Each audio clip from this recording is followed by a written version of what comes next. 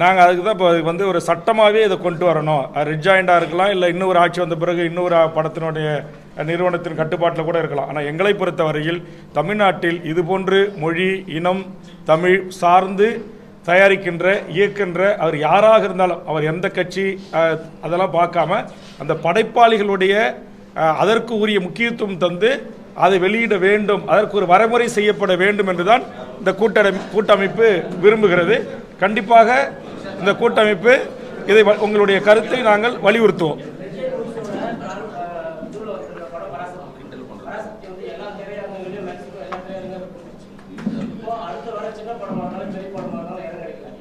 அதுக்கு தான் சொல்றாங்க, அதான் சிஸ்டம் பண்ணுன்றேன், அதுதான் வரைமுறை பண்ணுன்றேன். அதான் இந்த கூட்டம் என்ன சொன்னாங்க, வந்து உட்காந்தோன்னு ப்ரீஃப் பண்ணல. அது சின்ன படம், பெரிய கதாநாயகன், சின்ன கதாநாயகன், இது எல்லாம் இருக்கக்கூடாது. தமிழ்நாட்டில் யார் படத்தை முதல் போட்டு அவன் வீட்டை விற்று, நிலத்தை விற்று, கிராமத்துலேருந்து அண்டா கொண்டாட அடகு வச்சு கூட படம் எடுத்தாலும் கூட அந்த தியாகத்தோட சொன்னாங்க பாருங்க, மிக கிளியராக ஒரு படைப்பாளினுடைய படைப்பை ஒரு திரையரங்கு உரிமையாளர்கள் முடக்கக்கூடாது.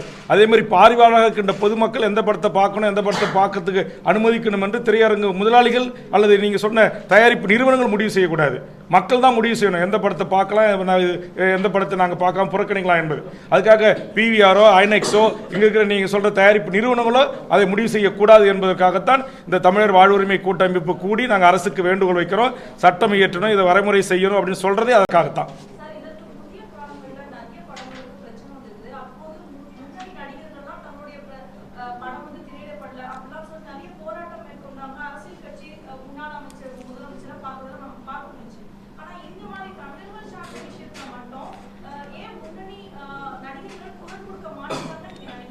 கண்டிப்பாக அவர்கள் தான் குரல் கொடுக்கணும், அவங்க குரல் கொடுக்கல. இதான் அந்த அளவுக்கு இங்கே தமிழிடத்தில் ஒரு ஒற்றுமை இல்லை. நான் தான் சொன்னேன், கேரளாவில் இருக்கிற ஒற்றுமை, கர்நாடகத்தில் இருக்கிற ஒற்றுமை, ஆந்திராவில் இருக்கிற ஒற்றுமை, அதே மாதிரி வட இந்தியாவில் இன்னைக்கு இந்தி படம் தான் முதல் ப்ரியாரிட்டி. அங்கே அவர்களுக்கு இருக்கிற ஒற்றுமை இங்கே தமிழ்நாட்டில் தமிழர்கள்கிட்ட இல்லை. இங்கே திரைப்படத்துறையிலும் சாதி இருக்கிறது, கட்சி இருக்கிறது, இங்கே அரசியல் துறையிலையும் சாதி இருக்கிறது, கட்சி இருக்கிறது, மதம் இருக்கிறது. ஆக இதையெல்லாம் தாண்டி இந்த தமிழர் வாழ்வுரிமை கூட்டமைப்பு உங்களுக்கு தெரியும் 15 ஆண்டுகளாக செயல்படுது. இது போன்ற தமிழ் சமூகத்திற்கு ஒரு நெருக்கடி வருகின்ற போது இந்த மாதிரி நெருக்கடியான காலகட்டங்களில் நாங்கள் ஒன்று கூடி அரசுக்கு உரிய அழுத்தங்களை கொடுக்கிறோம், வேண்டுகோளை வைக்கிறோம். அந்த அடிப்படையில் தான் நாங்கள் இன்றைக்கு இதற்காக நாங்கள் ஒன்று கூடி இந்த வேண்டுகோளை நாங்கள் முன்வைத்திருக்கிறோம்.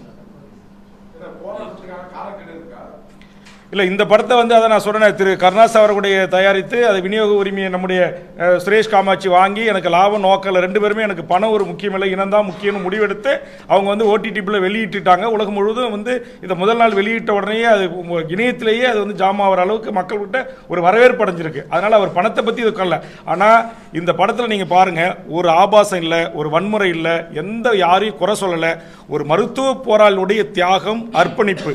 எதிரி கூட பிடிப்பட்டால் அவர் புலிகள் வந்து ஒரு ராணுவத்தை சுட்டு அந்த இடத்துல இறந்துட்டா கூட அந்த உடலை எடுத்து பத்திரமா பாதுகாப்பு பண்ணி அவங்க எதிரியிடம் ஒப்படைப்பாங்க அந்த ராணுவத்திட்ட. ஆனால் உயிர் இருந்துச்சுன்னா திரும்ப துப்பாக்கி எடுத்து போய் வச்சு அந்த உயிரை கொல்ல மாட்டாங்க.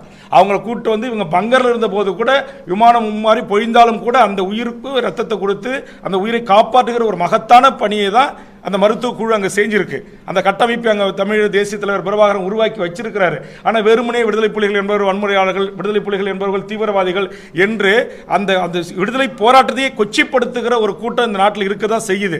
ஆக இது போன்ற கிட்டு போன்றவருடைய இந்த படைப்பும் இது போன்ற தங்கையினுடைய அந்த சிறப்பான அந்த நடிப்புகள் தான் அதன் மூலமாக மக்கள் மனங்களில் விடுதலை புலிகள் என்பவர்கள் இவ்வளவு ஒரு அற்புதமான மனிதநேயம் கொண்டவர்களா, எதிரியை கூட களத்தில் அவர்கள் வந்து இதுமாதிரி காயம்பட்டா கொண்டு வந்து பங்கரில் வச்சு பாதுகாத்து உயிர்மை நேயத்தோடு திரும்ப அவர்கள் கரங்கள் ஒப்படைக்கக்கூடிய ஒரு மனித மனம் படைத்தவர்களா என்பதை இன்னும் நிறைய மக்களுக்கு தெரியல. அப்ப தெரியப்படுத்துவதற்கு இது போன்ற படைப்புகள் வரணும். அதே மாதிரி ஏற்கனவே மேதகுன்ற ஒரு அற்புதமான படம் என் கட்சியினுடைய தோழர் குட்டிமணி அவர்கள் பிரபாகரன் வேடமிட்டு நடித்தார். அற்புதமான ஒரு படைப்பு. அப்ப அந்த படைப்புக்கு நாங்க வந்து கொடுக்கணும்னு கெஞ்சணும். அந்த படத்துக்கு அதிகமான திரையரங்கு கிடைக்கல. இப்போ ஒவ்வொரு படத்துக்கும் இது மாதிரி இனத்தை குறித்து, மொழியை குறித்து, தமிழ்நாட்டுடைய வாழ்வுரிமை சிக்கல்களை குறித்து பேசுகிற இந்த படங்களுக்கு பெரிய திரையரங்கு கிடைக்கலன்னா அது எவ்வளவு வலியா இருக்கு சொல்லுங்க. இப்போ நாங்கள் வந்து எந்த திரைப்படத்துக்கு நாங்கள் கதாநாயகனுக்கோ விநியோகத்திற்கோ தயாரிப்பு சங்கத்துக்கு எதிர்மான இல்லை. இப்போ நேற்று கூட சிறை என்ற ஒரு அற்புதமான படத்தை ஒரு தமிழ் ஒரு சின்ன பட்ஜெட்டில் அற்புதமாக எடுத்துருக்கிறாங்க. நாங்கள் அதையும் தாங்க பாராட்ட செஞ்சோம். எந்த படைப்பாளிகளையும் நீங்கள் எந்த ஒரு நிறுவனமும் கட்டுப்படுத்தக்கூடாது. எந்த திரையரங்கு உரிமையாளர்களும் இந்த படத்தினுடைய தான் நாங்கள் வெளியிடுவோம், இதுக்கு தான் தேட்டர் தருவோம், இதுக்கு நாங்கள் தரமாட்டோம் அப்படி சொல்லக்கூடாது. கடந்த காலில் தங்கர் பச்சான் எப்படி அழுது புலம்பி வெடிச்சிருக்கிறார், கௌதமெல்லாம் வெடிச்சிருக்கிறார், கீரா தமிழ் தேசிய இயக்குனர் எப்படி வெடிச்சு வெம்பி இருக்கிறாங்க.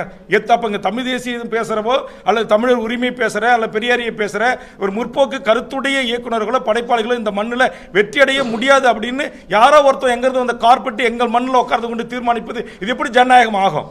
அதற்காகத்தான் நாங்கள் இந்த எச்சரிக்கையை பதிவு செய்கிறோம். நன்றி.